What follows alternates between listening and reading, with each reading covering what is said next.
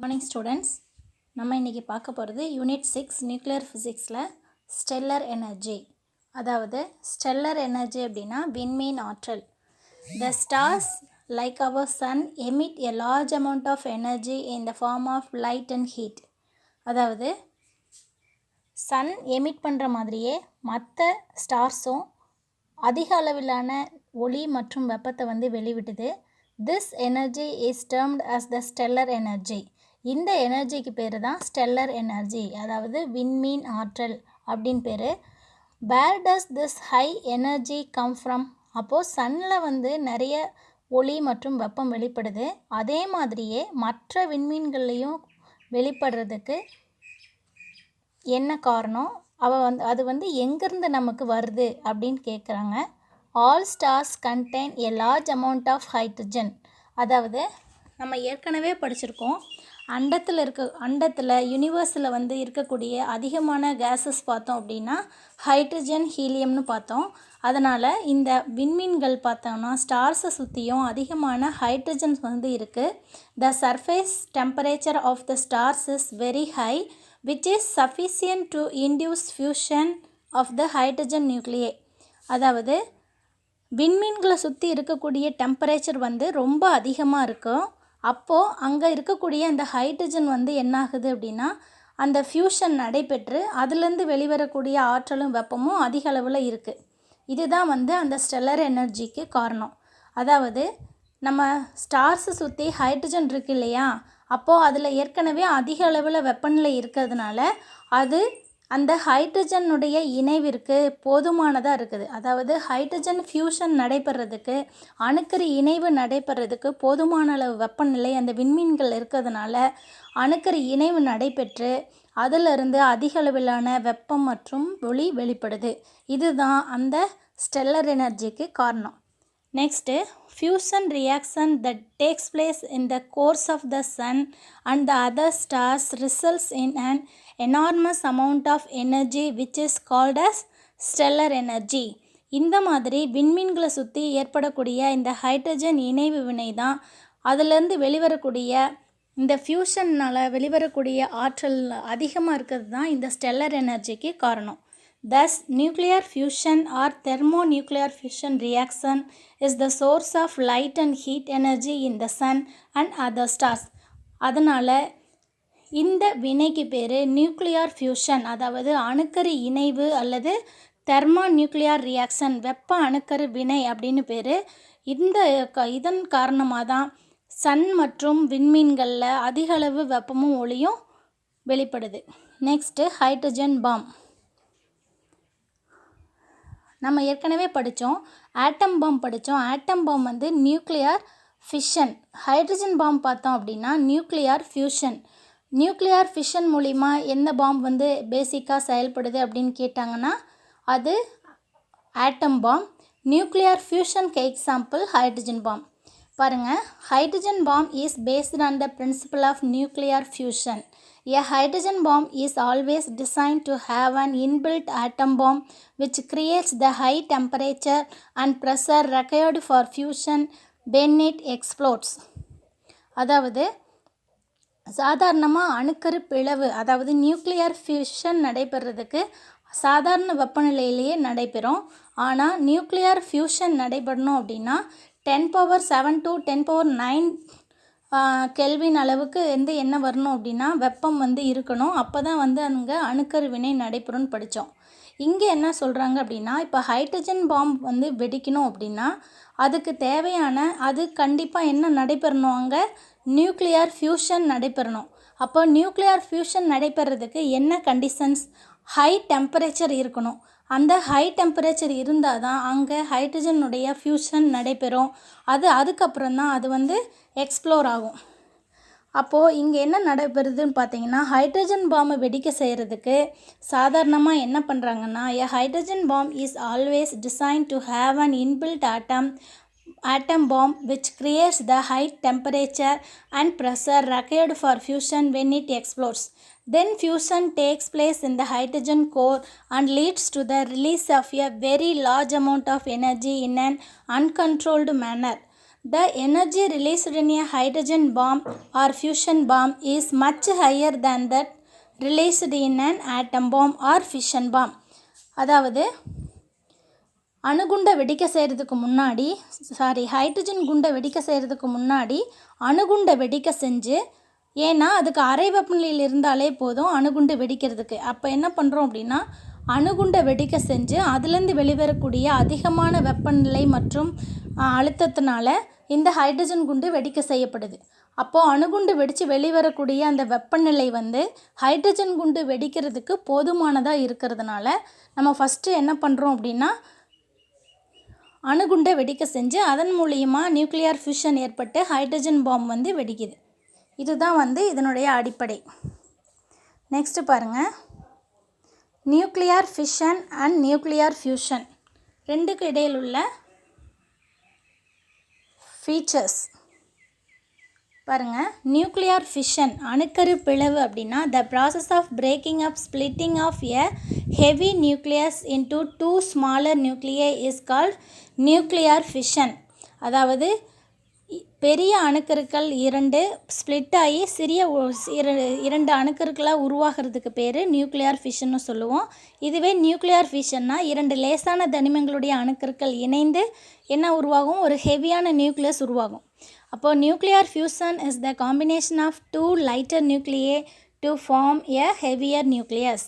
Next nuclear fission can be performed at room temperature. Nuclear fission நடைபெறதுக்கு room temperature இருந்தாலே போதும். Nuclear fusion வேணும்னா extremely high temperature and pressure is needed. Nuclear fusion நடைபெறதுக்கு மிக அதிக அளவிலான வெப்பநிலை மற்றும் அழுத்தம் தேவை. அடுத்தது நியூக்ளியர் ஃபிஷன் மூலிமா வெளிவரக்கூடிய கதிர்கள் பார்த்தோம் அப்படின்னா alpha, beta and gamma radiations are emitted. Next nuclear fusion alpha rays, positrons and neutrinos are emitted. Next nuclear fission. Fission leads to emission of gamma radiation. This triggers the mutation in the human gene and causes genetic transformed diseases. அதாவது இந்த nuclear fission அணுக்கரு பிளவு மூலிமா வெளிவரக்கூடிய இந்த மிக தீங்கு விளைவிக்கக்கூடிய இந்த காமா கதிர்கள் என்ன பண்ணுதுன்னா, மனிதனுடைய ஜீன்களை வந்து மாற்றி அதை வந்து பரம்பரை நோய்கள் உருவாகிறதுக்கு காரணமாக இது. அதனால தான் நம்ம என்ன படித்தோம், எல்லா வகையான உயிரினங்களுக்கும் தீங்கு விளைவிக்கக்கூடியது இந்த காமா ரேஸ். ஆனால் நியூக்ளியர் ஃபியூஷனில் பார்த்தீங்க அப்படின்னா only light and heat energy is emitted. Nuclear ஃபியூஷனில் இந்த ரேடியேஷன்ஸ் எதுவும் வெளிவரதில்ல, ஆனால் லைட்டும் ஹீட்டும் மட்டும்தான் வெளிப்படுது. அதனால தான் வந்து இது அதிக அளவு தீங்கு விளைவிக்கக்கூடியதாக இருக்குது. எதுன்னா அணுகுண்டு. Next, do you know Sun fuses about 620 million metric tons of hydrogen each second and radiates about 3.8 into 10 power 26 joule of energy per second. அதாவது சூரியனை சுற்றி இருக்கக்கூடிய ஹைட்ரஜனில் 620 மெட்ரிக் டன் அளவுக்கு ஹைட்ரஜன் இணைவு ஒவ்வொரு செகண்ட்லேயும் நடைபெறுது. அந்த ஒவ்வொரு செகண்ட்லேயும் அந்த 620 மில்லியன் மெட்ரிக் டன் ஹைட்ரஜன் இணைவு நடைபெறதுனால வெளிவரக்கூடிய ஆற்றல் பார்த்திங்க அப்படின்னா ரேடியேஷன் கதிரியக்கம் பார்த்திங்கன்னா 3.8 into 10 power 26 ஜூல் அவ்வளோ அளவு ஆற்றல் வந்து வெளிப்படுது. When this energy is radiated towards the earth, it decreases in its intensity. இது இந்த உருவாகக்கூடிய இந்த 3.8 into 10^26 ஜூல் ஆஃப் எனர்ஜியும் அப்படியே பூமியை வந்து அடையிறதில்ல. பூமியை அடையிறதுக்கும் போது அதனுடைய அளவு வந்து மிக குறைஞ்சிருது. When it reaches the earth, its value is about 1.4 kilojoule per unit area in unit term. அதாவது ஒரு யூனிட் டைமில் யூனிட் ஏரியாவில் எந்த அளவுக்கு மட்டும்தான் அந்த கதிர்கள் வந்து வருது, எனர்ஜி வருதுன்னு பார்த்தீங்கன்னா 1.4 கிலோஜூல். நெக்ஸ்ட் பாருங்கள், யூசஸ் ஆஃப் ரேடியோ ஆக்டிவிட்டி. இது வரைக்கும் நம்ம ரேடியோ ஆக்டிவிட்டினா என்ன, அது வந்து நேச்சுரலாக எப்படி இருக்குது, ஆர்டிஃபிஷியலாக எப்படி இருக்குது அப்படிங்கிறது எல்லாத்தையும் பார்த்தோம். அதுலேருந்து அதனுடைய அட்வான்டேஜஸ் பார்த்தோம். அதாவது அணுக்கரு ஆட்டம் பாம்பு எப்படி எதன் மூலிமா செயல்படுது, ஹைட்ரஜன் பாம்பு என்ன பண்ணுது அப்படிங்கிறதெல்லாம் பார்த்தோம். இப்போ அதனுடைய யூசஸ் பார்க்க போகிறோம். ரேடியோ ஆக்டிவிட்டி கதிரியக்கத்தினுடைய பயன்கள். Many radio isotopes can be obtained from radioactivity. நிறைய ரேடியோ ஐசோடோப்ஸ் வந்து இந்த ரேடியோ ஆக்டிவிட்டி வந்து பெற்றிருக்குது. This radioisotopes have found wide variety of applications in the fields of medicine, agriculture, industry and archaeological research. அதாவது இந்த isotopes பார்த்திங்கன்னா பல துறைகளில் வந்து பயன்படுது. எதில் பார்த்திங்கன்னா மருத்துவத்துறை, வேளாண்மை, தொழிற்துறை மற்றும் தொல்லியல் துறையிலையும் பயன்படுது. ஃபஸ்ட்டு பாருங்கள், அக்ரிகல்ச்சர், வேளாண்மை. The radioisotope of phosphorus P32 helps to increase the productivity of crops. அதாவது எப்படி வந்து இந்த பாஸ்பரஸ் 32 வந்து ப்ரொடக்டிவிட்டி பயிர்களை வந்து பாதுகாக்கிறதுக்கு பயன்படுது அப்படின்னு சொல்கிறாங்க. The radiations from the radioisotopes can be used to kill the insects and parasites and prevent the wastage of agricultural products. அதாவது என்ன சொல்கிறாங்கன்னா, இந்த பாஸ்பரஸ் 32 அப்படிங்கிறது வந்து பார்த்திங்கன்னா பயிர்களில் ஏற்படக்கூடிய ஒட்டுண்ணிகள் மற்றும் பூச்சிகள் எல்லாம் அழிக்கிறதுக்கு பயன்படுது. அது மட்டும் இல்லாமல் கண்ணுக்கு தெரியாத நுண்ணுயிர்களை அழிக்கிறதுக்கும் இது பயன்படுது அப்படின்னு சொல்கிறாங்க. அடுத்தது, certain பர்ஷபிள் cereals exposed to radiations remain fresh beyond their normal life, enhancing the storage time. அதாவது செரியல்ஸ் எல்லாம் தானியங்கள் எல்லாம் பார்த்தோம் அப்படின்னா அதில் வந்து எந்த ஒரு புழுவும் ஏற்படாமல் இருக்கிறதுக்கு, அது ஏதாவது பூச்சிகள்லாம் அரிக்காமல் இருக்கிறதுக்கு என்ன பண்ணுறாங்கன்னா இந்த கதிரியக்க ஐசோடோப்பை பயன்படுத்தி ஸ்டோர் பண்ணி வைக்கிறாங்க. Very small doses of radiation prevent sprouting and spoilage of onions, potatoes and gram. அதாவது மிக குறைந்தளவு கதிர்வீச்சுகளை செலுத்தி வெங்காயம், உருளைக்கிழங்கு போன்ற சீக்கிரமாக அழுகக்கூடிய பொருட்களை வந்து நம்ம ஸ்டோர் பண்ணி வைக்க முடியும்னு சொல்கிறாங்க. அதே சமயத்தில் கிராம்ஸ், பருப்பு வகைகளில் வந்து முளை விடாமல் இருக்கிறதுக்கும் ரொம்ப நாள் பாதுகாக்கிறதுக்கும் பயன்படுது. ஏன்னா இந்த பருப்பு வகைகள்லாம் பார்த்திங்கன்னா காற்றினுடைய ஈரப்பதம் அதிகமாக இருந்தாலே என்ன பண்ணிடும் அப்படின்னா முளைக்க ஆரம்பிச்சிடும். அதை தடுக்கிறதுக்காக என்ன பண்ணுறாங்கன்னா மிக குறைந்தளவு ரேடியேஷன்ஸை செலுத்தி பாதுகாத்து வைக்கிறாங்க. Next, medicine. இந்த ரேடியோ ஐசோடோப்ஸ் பார்த்திங்கன்னா மெடிசனில் 2 வழியில் வந்து பயன்படுது. Medical applications of radio isotopes can be divided into 2 parts, diagnosis, therapy. Diagnosis அப்படின்னா எந்த மாதிரியான நோய் இருக்குது அப்படிங்கிறத கண்டுபிடிக்கிறதுக்கு பயன்படுறது. தெரபினா அதுக்கு சிகிச்சை அளிக்கிறதுக்கு பயன்படுது. ஃபஸ்ட்டு டயக்னோசிஸ் பார்க்கலாம். Radio isotopes are used as tracers to diagnose the nature of circulatory disorders of blood, defects of bone metabolism, to locate tumors, etc. அதாவது என்ன சொல்கிறாங்கன்னா இரத்த ஓட்டத்தில் ஏதாவது குறைபாடுகள் இருக்குதான்னு கண்டுபிடிக்கிறதுக்கும், எலும்புகளுடைய வளர்ச்சியில் ஏற்படக்கூடிய குறைபாடுகளை கண்டுபிடிக்கிறதுக்கும், டியூமர்ஸ் அதாவது மூளை கட்டிகளை கண்டுபிடிக்கிறதுக்கும் பயன்படுது. Some of the radioisotopes which are used as tracers are hydrogen, carbon, nitrogen, sulfur, etc. இது மட்டும் இல்லை, மேலும் சில வகையான ஐசோடோப்ஸும் வந்து எதில் பயன்படுது அப்படின்னா இந்த டயக்னோசிஸில் பயன்படுது. எதுன்னு பார்த்தீங்கன்னா hydrogen, carbon, nitrogen, sulphur. Next, therapy. Radio sodium, கதிரியக்க sodium 24 is used for the effective functioning of heart.